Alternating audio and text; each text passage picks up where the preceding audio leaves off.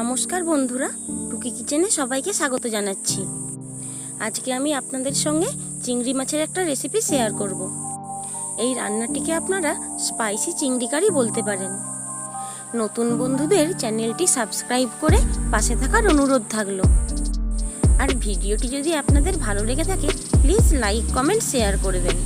তাই আপনাদেরকে চিংড়ি মাছ এইভাবে রান্না করে খাওয়ার অনুরোধ থাকলো।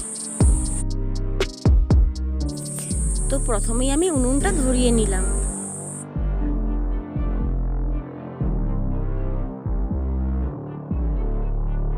চিংড়ি মাছের খোলসটা ছাড়িয়ে মাছগুলো ভালো করে ধুয়ে লবণ আর হলুদ মাখিয়ে রেখেছি। কড়াই গরম হয়ে গেলে কড়াইয়ের মধ্যে দিয়ে দিলাম তেল।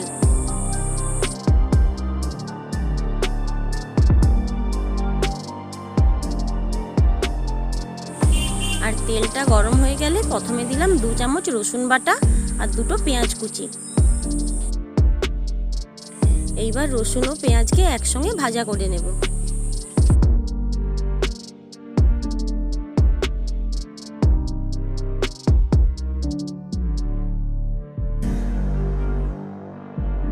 রসুন ও পেঁয়াজটা ভাজা হয়ে গেছে।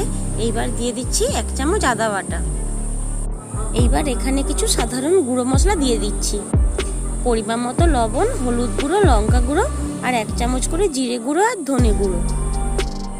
আর সামান্য পরিমাণ জল দিয়ে মশলাটাকে ভালোভাবে কষিয়ে নিচ্ছি। এই মশলা কষানোর সময় একটু জল ব্যবহার করছি, আর বাকি রান্নায় কোনো জল ব্যবহার করব না।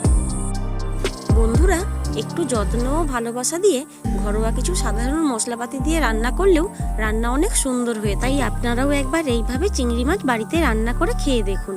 মশলাটা ভালোভাবে কষানো হয়ে গেছে আর মশলা থেকে তেলও ছেড়ে গেছে। এই সময় চিংড়ি মাছগুলো দিয়ে দিলাম। এইবার কম আঁচে নাড়াচাড়া করে চিংড়ি মাছগুলো কিছুক্ষণ রান্না করে নেব।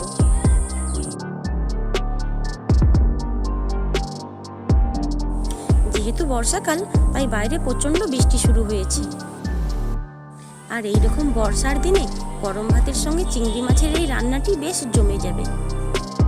যেহেতু এই রান্নাটায় কোনো জল ব্যবহার করছি না, তাই বেশ কম আঁচেই চিংড়ি মাছগুলোকে নাড়াচাড়া করে রান্নাটি করতে হবে। রান্নাটি প্রায় হয়ে এসেছে। মাছটা অনেকটা শুকনো শুকনো হয়ে গেছে। এই সময় দিয়ে দিচ্ছি 4টে কাঁচা লঙ্কা বাটা আর মাছের সঙ্গে ভালোভাবে মিশিয়ে নিলাম। এইবার রান্নাটিকে আমি নামিয়ে নিলাম। রেসিপিটি যদি আপনাদের ভালো লেগে থাকে প্লিজ বন্ধুরা চ্যানেলটিকে লাইক কমেন্ট সাবস্ক্রাইব এবং শেয়ার করে আমাকে সাপোর্ট করবেন। আর সাবস্ক্রাইব করার পাশের বেল আইকনটাকে অল করে দেবেন। একেবারে শেষ পর্যায়ে মাছের ওপর হাফ পাতিলেবুর রস ছড়িয়ে দিলাম। তো তৈরি হয়ে গেল স্পাইসি চিংড়ি কারি। তো রেসিপিটি আপনাদের কেমন লাগলো বন্ধুরা তা আমাকে কমেন্টে জানাবেন। আর কোনো নতুন বন্ধু থাকলে প্লিজ চ্যানেলটি সাবস্ক্রাইব করে আমাকে সাপোর্ট করতে ভুলবেন না।